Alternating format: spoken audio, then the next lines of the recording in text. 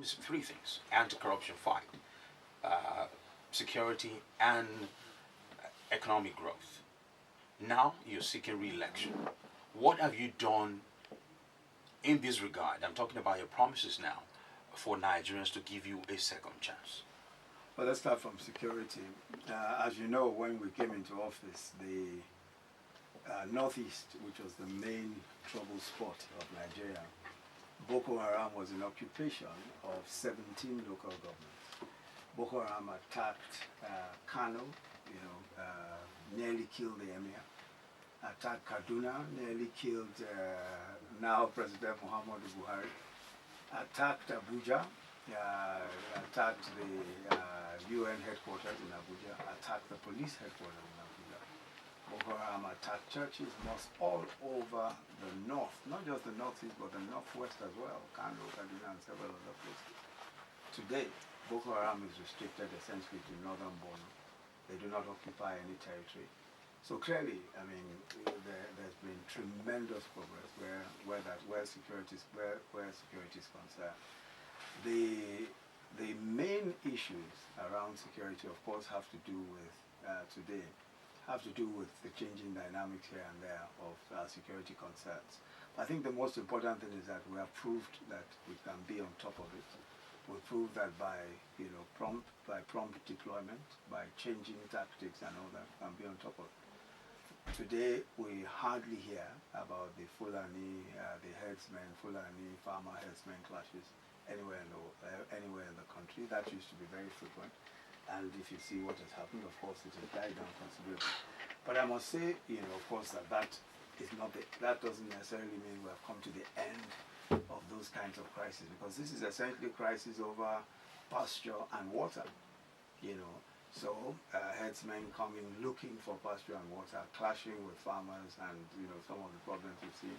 So these are ongoing challenges, but I think that we've proved that it is possible that we can be on top of it. We've also recommended several things, amongst which is the state police. And of course, as you know, there's a bill before the National Assembly. We believe that you cannot police Nigeria, the size of Nigeria, a federation of 200 million people, without community policing, or what you call state police, so that each state, each locality has its own police. Police everywhere must be local, for the simple reason that if you don't understand the language that is spoken, the policemen don't understand the language that is spoken in the locality, it's difficult for them to be effective. So if I come from a Ebonyi state, for instance, and I'm policing on transfer in Sokoto, even if they are conspiring against me, if thieves are conspiring against me, if kidnappers are conspiring against me, I can't even tell that they are. That is why policing has to be local. That's why we're talking about state police.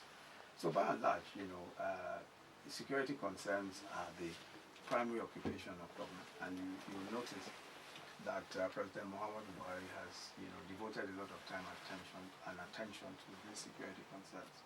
So that's, some of the progress. I don't want to dwell too long on it, because otherwise that may take the entire breadth of the interview. The second thing is the anti-corruption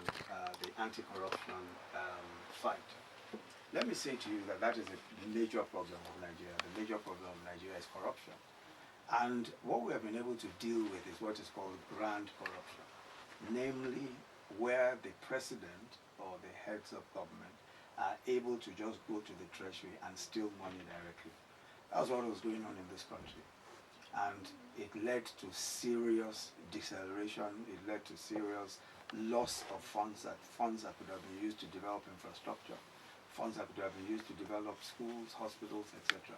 All of those things were lost because those in power, especially at the very top, were stealing money directly from the treasury. And we've been able to stop that. And I want to emphasize that that's not contract corruption. I'm not talking about people taking bribes on contracts, where we haven't even come to that. I'm talking about stealing money directly from the treasury. A few weeks to elections in 2015, of course we exposed that, and everybody now knows. $292 million was taken out of the treasury in cash, $292 million, and shared. 60 another. Share for what? What was it used for? That's it. Your guess is as good as mine. It was stolen. They claimed that it was meant for security purposes, but we all know where it ended up. We knew that it ended up in private hands all over the place. And we are prosecuting some of those who have found, some of this money was found on. But this was direct stealing, in my view, from the Treasury, direct stealing from the Treasury. At the same time, 60 billion naira, another 40 billion naira were withdrawn. In that same period, this was naira now, in cash. And I'm just talking about incidents happening just before the election. I'm not talking about previous acts of grand corruption, which brought this country to its knees, just to get a sense of the issues that we're dealing with. If you look at $292 million today, that is something in the order of about 80 billion. If you add that to the 80 billion or maybe 100 billion that was taken directly in naira, that's almost 180 billion. Today we have what is called the social investment programs. We're feeding 9.2 million children. I just want to give you a sense of how much money we're talking about. We're feeding 9.2 million children every single day. We're paying for 500,000 graduates under our Empower program. We're lending money, trader money, to 2 million traders across the country. We're giving cash transfers. This is to the poorest of the poor, 5,000 a month, to almost 300,000 people. All of that has cost us less than 300 billion. All of that in 2 years has cost us less than 200 billion. So if some people just before elections take 180 billion, just 180, and withdraw it, you can imagine what we're talking about. The impoverishment of this country is largely on account of grand corruption, which is what President Muhammadu Buhari has been able to stop. That is where the president himself, or those who have authority close to him, are able to steal money directly from the Treasury. That we've been able to put a stop to. That explains where we're able to do much more with far less. We're earning 60% less revenues now than the previous government, 60%, because of the oil prices. Yet we have spent 2.7 trillion so far on capital, the highest in the history of the country, despite earning 60% less. So if you have an honest president, the difference between an honest president and a dishonest president, a president who has no regard for integrity, for honesty in public office, the difference is life and death, really. The difference is life and death. Your Excellency, the opposition, especially the PDP, does not seem to agree with your methods fighting corruption. I listened to Atiku Abubakar, candidate of the PDP, say that he is going to give amnesty to corrupt people and then retrieve what they have stolen and give them amnesty. What do you say about this method being proposed by the PDP? First of all, if you realize, if you look at their document, their manifesto, they never mentioned anything about corruption for such a long time. They were unable to say anything about corruption. They didn't say anything about corruption. So this newfound idea of granting amnesty to crooks and to persons who have stolen the Commonwealth is, in my view, just one of those things that they are trying to do to basically absolve many of their friends and compatriots and confederates, rather, who have stolen the resources of this country. Clearly, that is why they want power. The reason why they want power is because they want to grant themselves amnesty. They want to grant themselves. That's the reason why they want power. The reason why you would not want a Muhammadu Buhari who is throwing people in jail for stealing money is because you want to be able to say, okay, now we're in power. Let's forgive and forget all our friends, and we'll get the money back. How will you get this money back? So you promise me amnesty. You then tell me that you will give me the money. So what's the process for returning this money? How much of it will I return? Maybe it's going to be a roundtable agreement. Arrangement. No. It has to be because they know each other very well. Obviously, it has to be a roundtable agreement. The truth of the matter is that these chaps want power for exactly that purpose. So Nigerians must not allow a situation where we're taken for a ride again by these individuals, because it's the most absurd thing for anyone to say. We are saying that one of the major problems you have is corruption. We are saying that that's a major problem in the country, and we're saying that they are responsible for a lot of that corruption, including their candidate. There's been a lot of, the evidence is overwhelming, and even President Obasanjo made allegations of corruption against him as vice president, and so many other members of that group who have been found responsible for various acts of corruption. For that reason, this amnesty is like saying we want to pardon ourselves, and I think that we should never, this country. And the PDP also says, Your Excellency, that your anti-corruption fight is some sort of witch hunting, that you're going after only people in the opposition, that there are people within the government who are corrupt, who have been found wanting one way or the other, and they mention names. That government really is not going after that. Don't mind that. Let me tell you something about that. First of all, PDP has been in office for 16 years. They didn't share power with anybody at the center.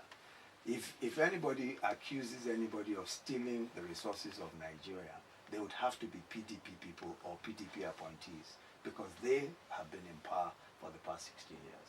So if you are going to prosecute anybody, you are going to have to prosecute PDP people. They have been the ones in power.